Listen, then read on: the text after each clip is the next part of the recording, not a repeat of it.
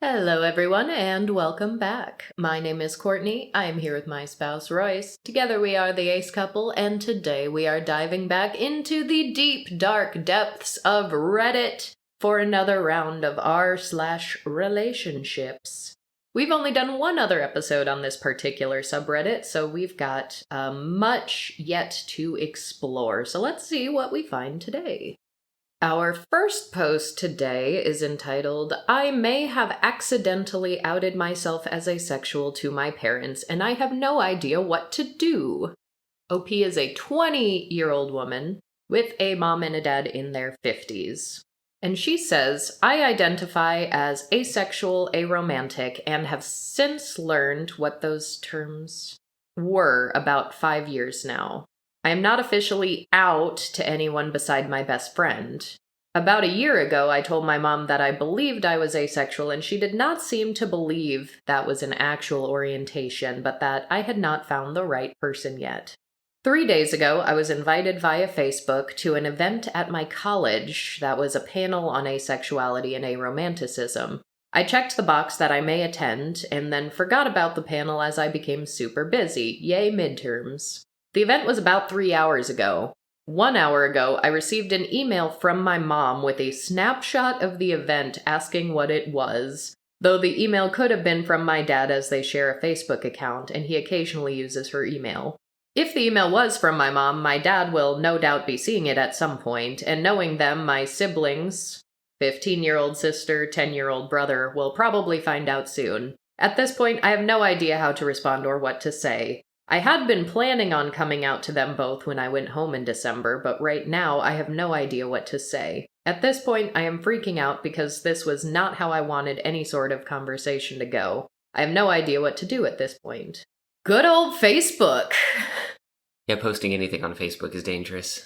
Facebook has been such a menace to the ACE community for a lot of reasons.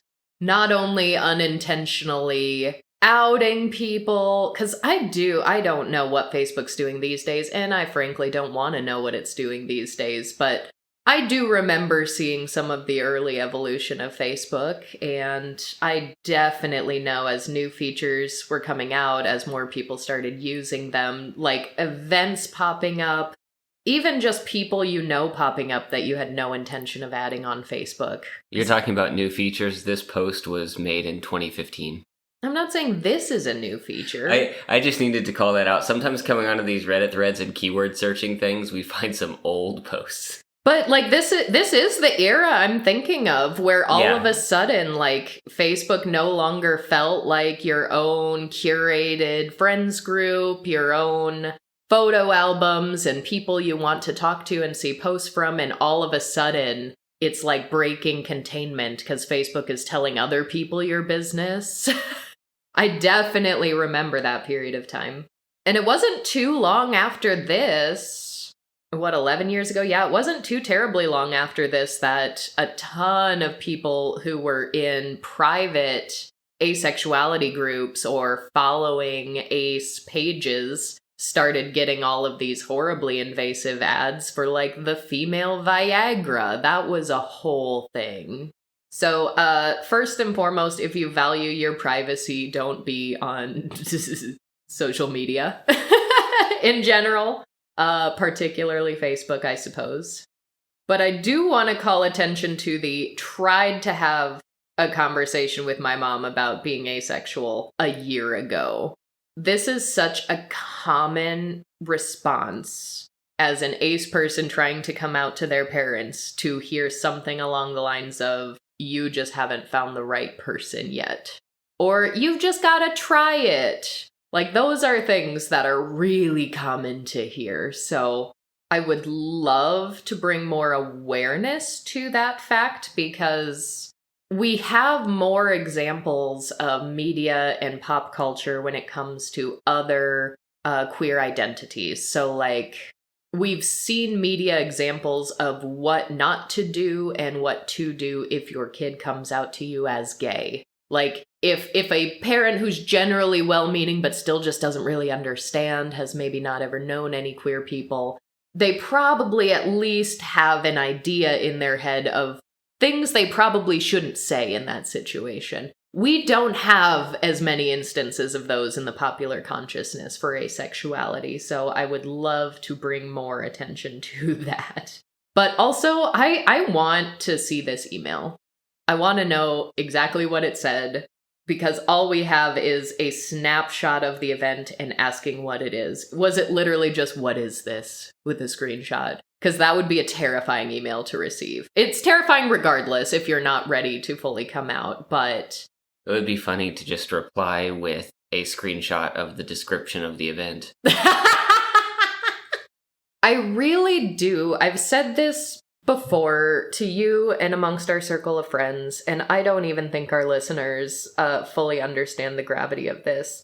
Royce, you are like the reigning champion of theoretically petty things you can do. You don't ever act on pettiness. You are not a petty person who does these things, but you come up with the funniest possible things you can do if you decide to be petty.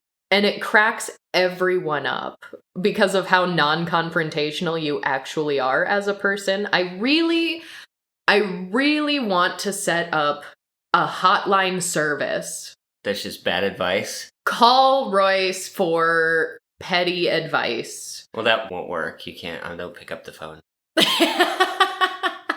Call the phone to talk to Courtney, who will then consult Royce about how to be hilariously petty in this particular situation. We'll have to have a number of disclaimers that this is not actual advice. We're not telling you to do this. This is for entertainment purposes, just for you to be delighted by the possibilities and theoretical situations that might occur. I think it would be very popular. I think more people need to hear the hilarious things that come out of your mouth that normally only I and our closest inner circle get to hear. But also just to be this mother, to have already been told a year ago by your kid, hey, I think I'm asexual, and for you to be like, no, that's not real, and a year later on Facebook to see they're going to an event pertaining to asexuality. Like, what was going through that woman's head writing this email? Absolutely baffling. But yeah, as uncomfortable as it may be, it sounded like Facebook forced a conversation that was probably going to happen eventually anyway. Yeah, this particular poster at least said I had an intention of doing this at some point. I do unfortunately know a lot of ace people, presently and historically, who have no intention of coming out to family. And that's sad that we are in a social circumstance where that is a difficult or unfavorable or sometimes downright dangerous thing to do. But if that is the case, gotta be careful about privacy. And it sounds like they don't currently live in the home, so that should in some ways make it a little easier to keep some privacy. But I've heard from some listeners of ours who have accidentally been outed to family by listening to our podcast. Mm-hmm. But then again, we've heard from the other side of the spectrum where people will say, I sat down with my family to listen to your podcast as a means of coming out to them to help with that conversation. So events, content, things that you can attend or listen to or learn from are all wonderful tools if they can serve you. They aren't going to serve everybody, but a vast majority of aces and arrows at some point are going to have to answer the question for themselves as to how am I going to exist in this world and communicate with the people in my life? What is the level of outness that I am comfortable with, and how do we get to that point? And that answer will be different for everybody. But I do hope that this OP, 11 years later, was able to have a good, proper conversation, and hopefully their parents have come to some level of understanding. Yeah, there's no update from this one. I was just scrolling through responses to comments. It seems that someone wrote out some example text for how to explain the meetup, and that was copy-pasted by OP into an email response to quell that, and that they were planning on actually having a conversation soon. Oh my gosh, I just saw that OP's name is Closeted Ace. I didn't even see that. I hope you're doing well, OP. I see they also posted a bit on r/asexual and hasn't posted on this account in the last 11 years. Hopefully it's because they're no longer closeted and the username was no longer applicable. Like, well, gotta create a new account now. Yeah, that's what people do, right? That's how you internet. So this next one is titled, I'm an asexual at breaking point with sexually frustrated girlfriend. OP is a 27-year-old man. His girlfriend is 25. It begins, I need to tell someone this, and I need the advice of someone who doesn't/won't know this about me. I made a throwaway because I think one person knows my screen name and I'm horrified that this might get out. I'm so sorry in advance for vomiting all of this out to strangers, but I do not know who to talk to or even what to say. I've been with this amazing woman for about 2 years now. We'll call her Callie. Our anniversary is in a few weeks, but I don't think I'm going to make it. And it has nothing to do with her at all. I could honestly see myself spending the rest of my life with Callie. We have one of those impossibly adorable relationships. Perfect meet cute, but we've already been through a lot. We're each other's rocks. The catch is that I'm realizing that I am massively sexually dysfunctional, as in catastrophically asexual. I don't think I've heard that before. Same, OP, same. I hate this about myself, and I've desperately tried to change it. I lost my virginity very late in life, just before I met her, under circumstances that, I don't know. I never tried to lose my virginity. Went through high school and college without it happening because I never chased after it. Everyone around me was fixated on sex and having sex and getting laid, but it never made sense to me. My ideal relationship is companionship, love between two people that never goes beyond sharing the same bed, hand-holding, cuddling, and occasionally kissing. When I lost my virginity, my best friend, a woman, we'll call her Rose, says that I was raped. My girlfriend doesn't know about that. I only told her that it wasn't a pleasant experience. I honestly don't know if it was consensual or not. The idea of having sex with my ex, we'll call her Pepper, the girl I was seeing before Callie, was exciting from the vantage point of getting it over with and the fact that no one had ever displayed any sexual interest in me before.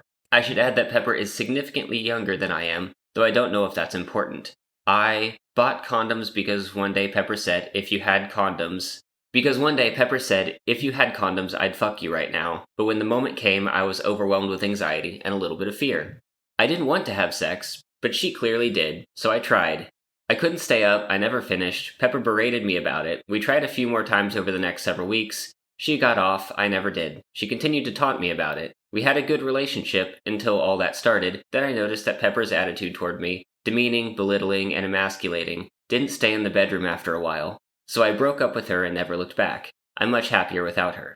But I still have those same anxieties. Callie and I did have sex for about the first 8 months of our relationship. Maybe once a week, but I never initiated and didn't always finish. I never told her though, so I'm crippled by that anxiety too. Over the past year or so, we've probably had sex about 6 times, each time at her insistence, sometimes with me being guilted into it. Honestly, sex has become a bit painful because it's so unpleasant for me to even think about, but I lie and tell her that it makes me feel good. I pretend and make all the right noises. Callie told me recently that she feels very insecure about her body and how attractive I find her, and that when we don't have sex, she blames herself for not being attractive enough for me. We had a big blowout a few weeks ago, where we were both in tears about it. I told her a version of what happened with me and Pepper and about how I'm very anxious and insecure every time we have sex, and that, for me, it's easier just not to. And now it's been another couple of weeks, and I'm very stressed out with needing to find a new job. My job will not exist in May, I've been told point blank. And every time Callie makes an advance on me, I have this instinctual revulsion. Not at her, just at the thought of having sex with anyone ever. I can't fathom it working with someone else, but I'm horrified that it might end up costing me my relationship with Callie. I just don't know what to do. I started making excuses, not to spend evenings with her because I'm scared she's going to put the moves on me and this'll all come out. I just did it tonight. We were supposed to go grocery shopping and watch Doctor Who tonight, but she almost tried having sex with me last night and I just can't. It's even at the point where I don't need to lie because I get so physically ill just thinking about it that I'm on the verge of throwing up, as I am right now. I just don't know what to do. I know I need to be honest with her, but I don't know how to even talk about this. I can't talk to my friends or parents about it because I know they won't be supportive. My friends will treat me like a freak. I've seen them do it to other people who aren't as sexually active as they are. And my parents will give me the, you haven't found the right girl yet. Because the last time I felt a mild version of this, that's what they said. See? What did I say? I can't afford a shrink, though. I probably need one. I just don't know what to do anymore, and I feel like the walls are closing in. I can't keep lying or making excuses, but I honestly don't know what to do. I'm sorry for unloading on complete strangers. No, that's really tough. But the only way through something like this is to start that conversation with honesty. And I wish I could tell OP and people like him that it will be all right and work out if you're honest, but unfortunately that's not always the case. There's no way to know. But one thing I do know is that aces very frequently decide to self-minimize, to either let others break their own boundaries or break them themselves. Based on the wording here, it sounds like maybe we've got a little of both happening in this person's life. But there's this deep-seated pressure that is put on a majority of us because of the compulsory sexuality that leaches into popular consciousness. And whether it is outright said or just implied or passively leaning in that direction, it usually falls on the aces to try to compromise on behalf of everyone else around them. And I don't think that's right. I feel for every single ace who feels that way currently or has felt that way in the past. But when you're someone like this who has friends who mock people who are just less sexually active, or you have parents who say your identity isn't real, you just haven't found the right one, that can be internalized, and it can be very difficult for aces who still haven't comfortably stepped into their own self-acceptance to not feel the sort of self-respect that they deserve, to be open and honest, to not put themselves in uncomfortable or occasionally dangerous situations, to try to appease others or to try to behave the way society has told you that you should. Now, I don't love the very first comment here because they start by saying, "You're being extremely selfish. You need to tell her what's going on." I do think you need to tell her what's going on. This is so much more complicated and nuanced than being selfish. I wonder about, because we're sorted by top comments, I wonder about this entire conversation and the timeliness of it, because I've been scrolling through comments and OP has what seems to be some very deep-seated self-loathing related to a projection of what masculinity is supposed to be. And I wonder how much of this back and forth went on with them making excuses or catastrophizing or basically deflecting anything that would potentially help the situation. Yeah. And I do see some comments by OP in back and forth that are also, like, not great. Yeah. So this is by no means saying, like, OP is a great person who has done no wrong. That's not the case here. But what I do see and recognize is, you use the word self-loathing. That is probably true, but it's also a profound lack of self-respect. And that's extremely dangerous in any relationship, whether or not we're talking about aces. But this person who says you're being extremely selfish also goes on to say, go to therapy and to a doctor, explore PTSD and hormone imbalances. Therapy can be a good thing if you have the right therapist, one can help you start building that self-respect. We know not all therapists are good therapists, and I know many of them are ace, some of them are myself, who have had horrible therapists who make things worse. Anybody who is grappling with an issue that is in any way related to their sexuality should ideally, if possible, try to find a therapist who is familiar with and affirming of asexuality. Or at least willing to put in the extra time and effort to do their research between sessions so that they don't use their own preconceived biases to make things worse.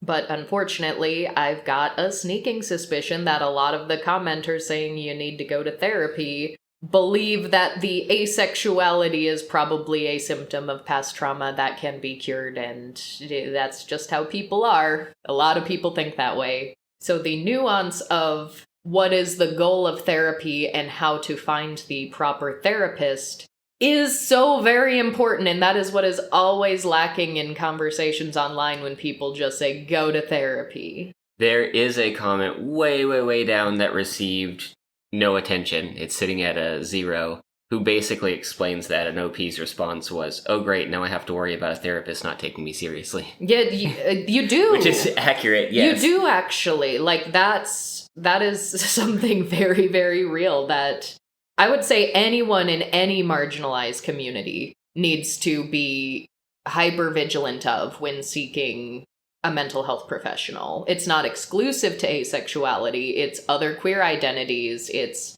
people of color. It can at times be very difficult to just find a therapist who is a person of color, or certainly one who shares all of your identities. Honestly, the best therapist I ever had was a Black man. He was, I would say, the only good therapist I ever had.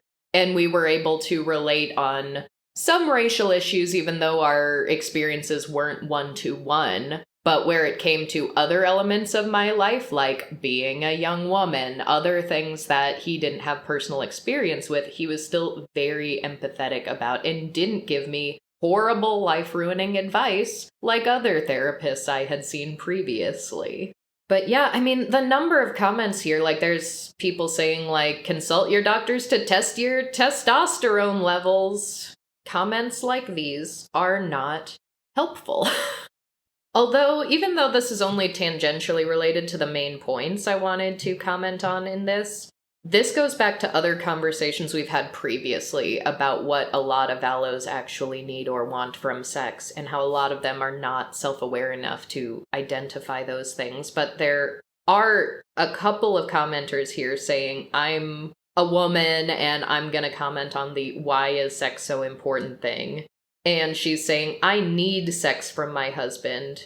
As much as it shouldn't, it validates me as a woman. His desire for me helps strengthen my own confidence. And people chiming in saying, yes, exactly this. It's a primal need of being wanted.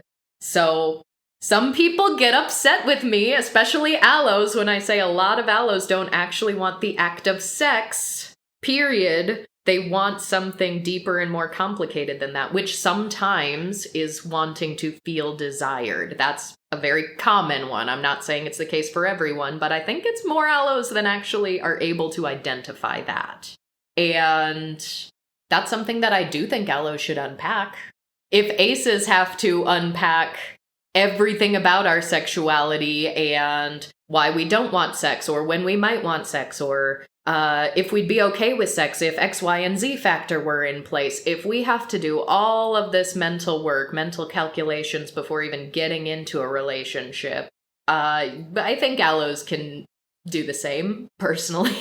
I think even in a relationship with two allosexual people, there'd probably be a lot more healthy communication if both of them went through that process, first independently and then together.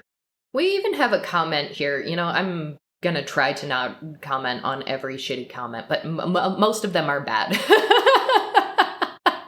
I shouldn't have come here. The comment section is a dark place.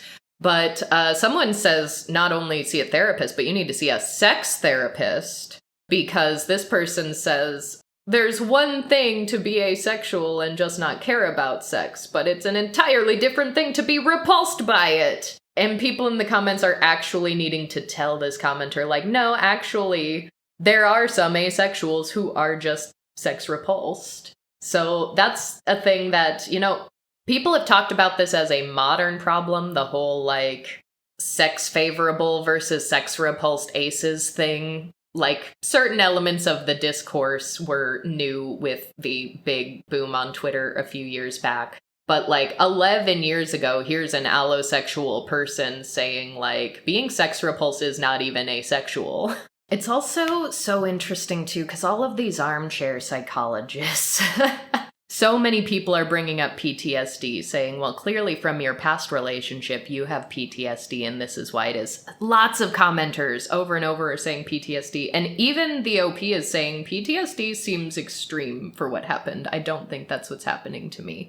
And like, if a psychologist or psychiatrist, if we're diagnosing here, cannot ethically diagnose someone they've never seen, why can someone who doesn't even have these degrees just diagnose someone based on one post anonymously online? Because they don't know enough about the topic to know what they're not supposed to do.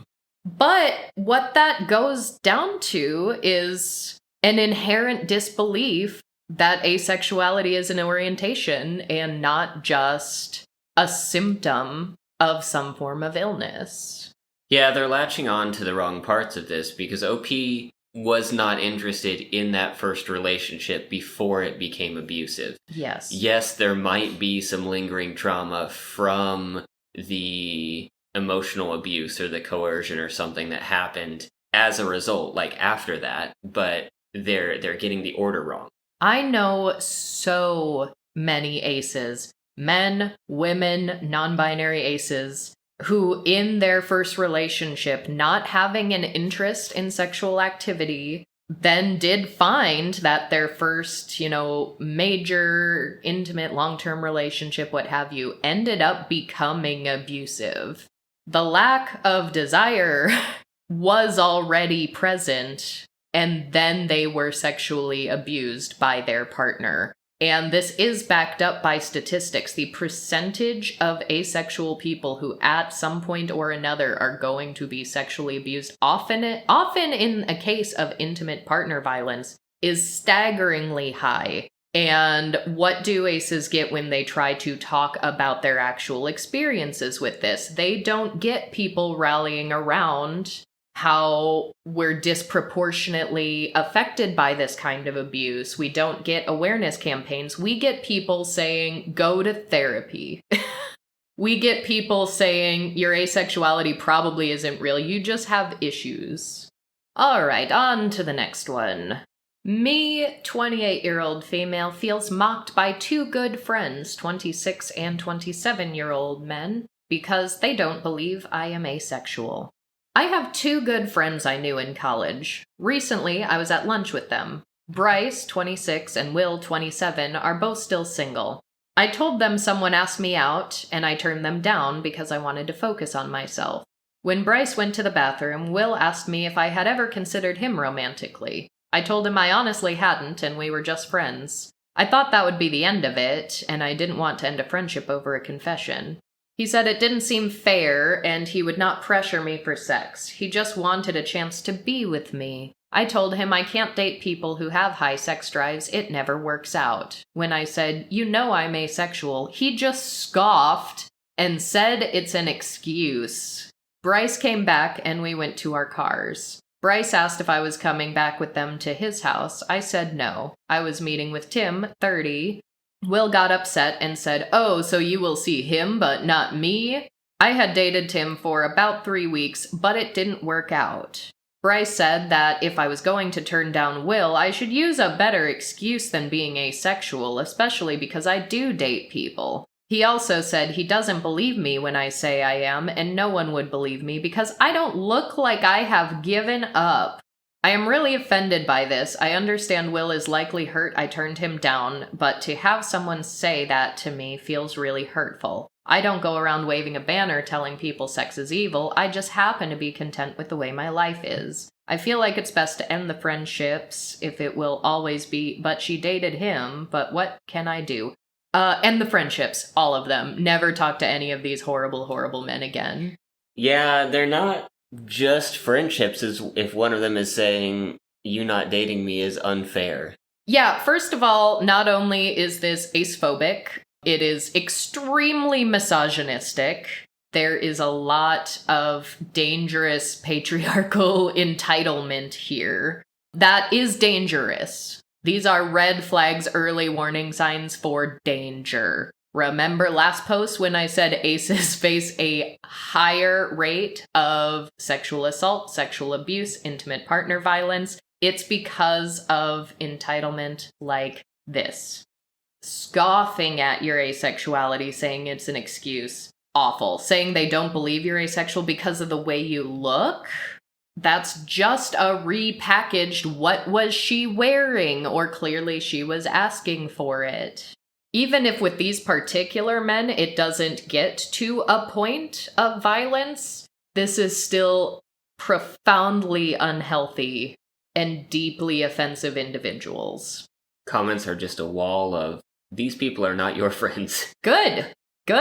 Finally, a comment section I can agree with. The thing is, for all the education we have now about consent and sexual assault, and it has gotten better over the years, of course, I don't think there's quite enough attention paid to early signs of coercion.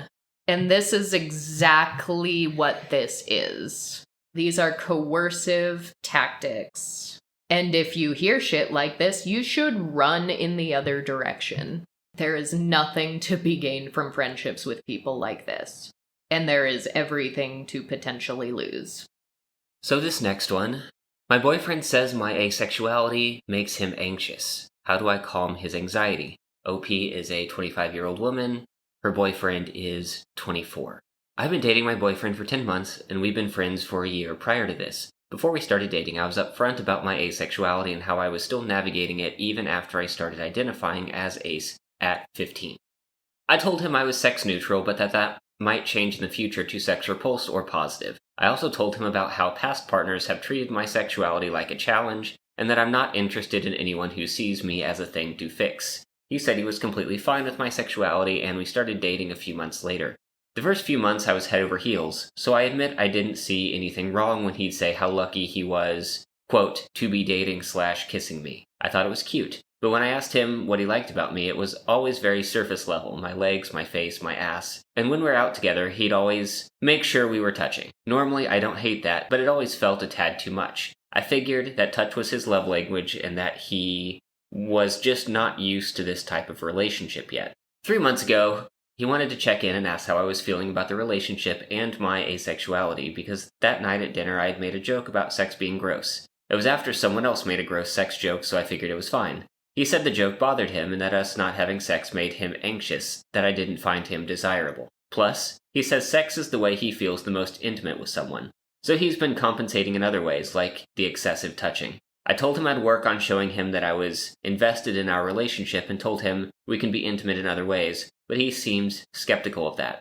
I also reminded him that when I told him about my sexuality, there was always a possibility it would change to sex repulsed. We've done other things, but I simply wasn't comfortable going that far. But last week, we went to one of his friends' birthday parties, and I couldn't help but notice that I couldn't sit without being pulled into his lap or stand without him holding me against him. None of the other couples were being this touchy, and when everyone was saying goodbye, he tried to make out with me in front of his friends, but I kind of pushed him off, so it was more like an uncomfortably long peck. I laughed it off as him being drunk, but I was very uncomfortable and embarrassed. I've tried being more attentive, but it feels like it's not working. I don't know how to fix this, because I'm not going to give him sex to calm down his anxiety. The thought just makes me feel grimy. But at the same time, his behavior makes me uncomfortable and feel like he resents me. How do I show him I want him without having to do something I simply refuse to do? Or should I end it to save any future friendship? Seems to me like he's maybe got some insecurity and he's trying to overcompensate with some of the touching. Because the way this reads, it sounds like he only does this in public around other people. That's at least what was mentioned. So it seems very, even though we aren't having sex, I want the world to think we are having sex. What will the world think if they know we aren't having sex? Mm-hmm. I'd also be curious, because the joke about sex being gross was at dinner with other people. Would he have been just as bothered if she said the same thing when it was just the two of them in private? I wonder. Because there is a lot of gender performance that is baked into, I would argue, a vast majority of human sexual behavior. At least for those who haven't taken the time to unpack it, which most people have not. And it does make me wonder, because there could be a couple of different things going on here. It could be that in private, when it is just the two of them, he genuinely does feel like this is okay and a thing he could live with. But then in public, around people, he has this deep insecurity. So as soon as she says something about a sex joke, he's like, oh no, they can't know that we don't have sex, because that will either, undermine our relationship or undermine my masculinity. And then he is overcompensating by just trying to do the public performance of the making out, pulling her into his lap, touching excessively, more so than any of the other couples. Or he's genuinely just lying to her in the instances where, I guess he said how lucky he was to be dating and kissing her. I don't know. I don't know what's in this guy's mind. It sounds like they did have some private conversations where he's now skeptical about other forms of intimacy, so maybe they are having more of these problems one-on-one also, but at least with this snapshot we have, it seems like a lot of the insecurities are coming specifically in public, which I find interesting. Reading the comments, there's a good mix of actually very good comments and some flippant bad comments, but the comments are making me look a little harder at the fact that when this relationship started, she said, I'm sex neutral, but that might change in the future to sex repulsed or positive. A lot of people who seem to be, either ace themselves or allies, and people who seem to have the really hard stance like, aces should only date other aces, you're bad for even trying to date an allo. Both sides are saying that she was wrong for saying that. And because both sides are saying she's wrong for that, I want to think about that a little harder. No, what she said makes perfect sense for me. It can take a long time to unpack habits and expectations. Mm-hmm. And sometimes, particularly early on in your, self-awareness or self-discovery, it can be difficult to determine definitively why you do the thing you do. And so if you're thinking you're more neutral at one point, but then you get more comfortable with being asexual, some of the pressure might lift and you might find, no, I'm actually a bit more repulsed. I've just been forcing myself. Mm-hmm. Or you could find the opposite. You could find that I've been feeling all of this pressure, and now that I'm in a comfortable place, I don't feel the pressure and it's a bit freeing. And I don't have, whatever negative wrapped up, and I could see it swinging in the other direction as well.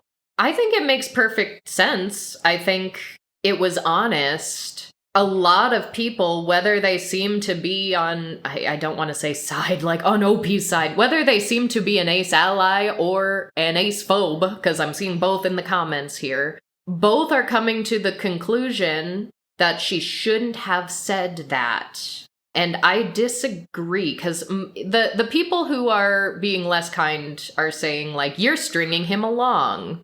You shouldn't have done that to that poor guy because he's thinking it might change. And then the people who are a little more kinder to OP's side are still saying it was a mistake to say that because I'm sure he's latching on to, oh, that might change. So he's just hoping that that will change, or he's thinking of your asexuality as a challenge that can be overcome. And if OP is totally honest and upfront, all cards on the table, why is it her responsibility if he takes away the wrong message from that, or if he decides to be misogynistic about it? Yeah, it was a risk that OP's partner or prospective partner at that point in time would not understand it, but it doesn't mean that she was wrong to do so. There was potentially other ways to word that might have mitigated. Well, we don't know exactly how it was worded. I mean, in a recap, it's not going to be verbatim. But... Yeah, but just thinking about the spirit of things, like, there are potentially ways that you could word things to try to preempt misunderstanding, but it's still, like, not really your responsibility to do that. Yeah, it's disappointing, because if OP has the self-awareness to know either this component of my sexuality might be a little fluid, or I haven't quite figured it out yet and I'm exploring it. Like, she had the self-awareness to explain what she currently knows and what she doesn't know, and that being, will it change or how will it change in the future? So she had the self-awareness to say, this is how I am now. I don't know what's going to happen. I do think in a reciprocal relationship, it is his job to be self-aware enough to decide if he can handle that, if he is actually okay with that set of circumstances. And if he is not fully accepting of where she's at and what she's reporting to him, and his only reason for pursuing this relationship is the one thin hope that, this will turn into a, booming sexual relationship someday, it will change, and that's what I'm waiting for, or that's what I'm going to try to force or make happen. He's being predatory? And I don't know why there are people in the comments saying, if he's being predatory, it's your fault because you gave him false hope. That's bad. That's not good. That's not good. That's acephobic misogyny right there. That said, if you are an ace woman who is dating allosexual men, I do agree that you shouldn't have to be this hypervigilant, but we do live in the world that we do. It probably wouldn't hurt to use this as a data point for next time you do try to enter a relationship like this, and you can try to tweak your preface ahead of time to be even more abundantly clear of I don't want you to enter this relationship if you're just going to be waiting for that day that we have sex, because I want to be very upfront that might not happen. If you do need to be that much more explicit about it, probably couldn't hurt. It might not necessarily help, but it probably couldn't hurt. And I think based on the information we have, OP was not wrong. OP was honest. But we do live in a patriarchal society. We do live in a world of compulsory sexuality. We do live in a world where women do have really high rates of intimate partner violence, and even higher if you are an ace woman compared to the general population. So should we have to be hypervigilant and try to do absolutely everything in our power to not put ourselves in a situation where a predatory man might be waiting to fix us? No, we shouldn't have to. But I would say, if this is a concern of yours that you are trying to mitigate as much as you can within your power, do it for yourself. And don't let commenters like this think that you have to do this to be fair to the allo man, because that is the wrong takeaway here. And I think that is enough Reddit for today. So as always, I'm gonna leave you all off with today's featured marketplace vendor, Brooke Chen's Shop, a hub for all the different lovely things offered by a neurodivergent demi-pan artist, from adoptables and commissions to merchandise. As always, these links are going to be in the show notes on our website, as well as the description box if you happen to be listening on YouTube, where you will find some of this lovely artwork available for commission. We got a couple of different styles. We got bust, waist up, or you can get chibi if you want something a little more stylized. Or if you don't have a commission that you need done at the moment, you can head over to the merch shop, where you can find all kinds of nice things. If you're looking for queer merchandise, we've got a lot of pride flags. I got an Ace Jolly Roger sticker because it tickles me. It's the Ace flag with a lovely little jolly on it, which is very, I don't know, I want to say very 2012 Ace community. I saw a lot of Ace flags with Jolly Rogers. And it does predate that. I recall seeing 2009, 2010 comments on Avon during the period of time where the community was discussing prospective community colors and Ace flag designs. I know there was someone who proposed a Jolly Roger, probably in jest.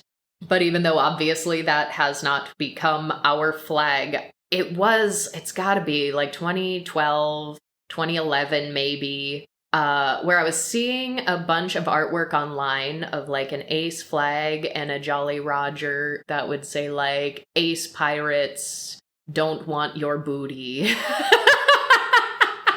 And I remember being quite tickled by that at the time. So when I saw this in the merch shop, it was in my cart before I even knew it. It's so good. But if you are not ace yourself, or if you identify with other pride flags, there are all kinds of things. We got some transgender jolly flags, we got some intersex jolly flags. Or if you're not looking for pride merch, we've got some animals, we've got some mythological creatures, we've got peacocks, griffins, unicorns, some artwork based on creepypastas, all kinds of things. So definitely check out this shop and support your fellow ace artists. As always, thank you all so much for being here, and we will talk to you all next time.